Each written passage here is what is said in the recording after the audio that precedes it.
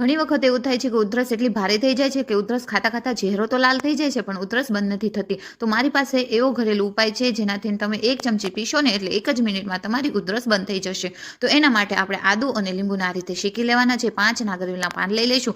તેની ઉપરની આ દાંડલી કાઢી લેવાની છે. હવે લોખંડની લોઢીની ઉપર આપણે પાનને આ રીતે મૂકી દેવાના છે. એની અંદર આપણે 1 ચમચી જેટલા અજમા નાખી દઈશું. 10 નંગ આપણે મરીના લઈ લઈશું અને 5 નંગ લવિંગ લઈ લઈશું. હવે આગળની પ્રોસેસ કરીએ તો હવે એને આપણે 2 મિનિટ માટે ગેસ ઉપર રાખી બધી વસ્તુને સારી એવી મિક્સ કરી દઈશું. પાનને અલટ પલટ કરી આ રીતે થઈ જાય એટલે એને આપણે ગેસ બંધ કરી દઈશું. ત્યાં સુધીમાં આપણું આદુ અને લીંબુ પણ સારું એવું ઠંડુ થઈ ગયું છે. હવે બધી જ વસ્તુને આપણે ગ્રાઇન્ડિંગ જારની અંદર નાખી દઈશું. લીંબુ ઠંડુ થઈ ગયા બાદ તેનો રસનો આ રીતે જામ થઈ જશે એટલે હવે એને પણ આ રીતે નીચવી નાખશું.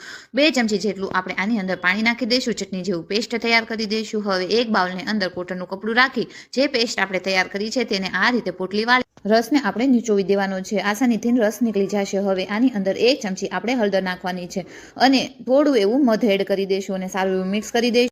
બનીને તૈયાર છે રામબાણ ઇલાજ. અને તમે સવાર, બપોર અને સાંજ 3 ટાઈમ જમ્યા પછી 1-1 ચમચી લેશો એટલે સારું થઈ જશે. મોટાને 1 ચમચી અને નાના બાળકને આપતા હોય તો 5 ટીપા લેવાના છે. આજનો મારો આ વિડીયો ગમ્યો હોય તો એક લાઇક અને સબસ્ક્રાઇબ કરવાનું ભૂલશો નહીં. વધુમાં વધુ શેર કરજો અને ચોક્કસથી ટ્રાય કરજો.